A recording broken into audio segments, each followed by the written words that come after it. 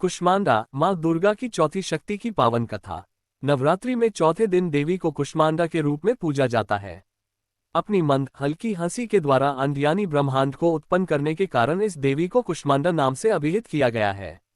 जब सृष्टि नहीं थी, चारों तरफ अंधकार ही अंधकार था, तब इसी देवी ने अपने ईशत हास्य से ब्रह्मांड की रचना की थी। इसीलिए इसे सृष्टि की आदिस्वरूपा या आदिशक्ति कहा गया है। इस देवी की 8 भुजाएं हैं, इसलिए अष्टभुजा कहलाई।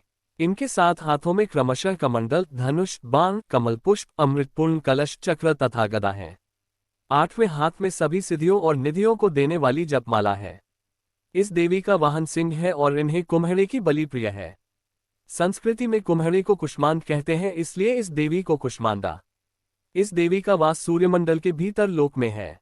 सूर्यलोक में रहने की शक्ति क्षमता केवल इन्हीं में है। इसीलिए इनके शरीर की कांति और प्रभा सूर्य की भांति ही दैदीप्यमान है। इनके ही तेज से 10 दिशाएं आलोकित हैं।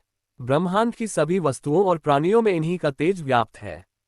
अचंचल और पवित्र मन से नवरात्रि के चौथे दिन इस देवी की पूजा आराधना करना चाहिए। इससे भक्तों के रोगों और शोकों का नाश होता है तथा उससे आयु, यश, बल और आरोग्य प्राप्त होता है। ये देवी अत्यल्प सेवा और भक्ति से ही प्रसन्न होकर आशीर्वाद देती हैं। सच्चे मन से पूजा करने वाले को सुगमता से परमपद प्राप्त होता है।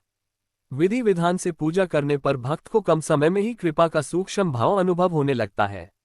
ये देवी आधियों व्याधियों से मुक्त करती हैं और उसे सुख, समृद्धि और उन्नति प्रदान करती हैं।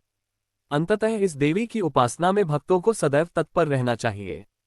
जय माता दी भक्तों।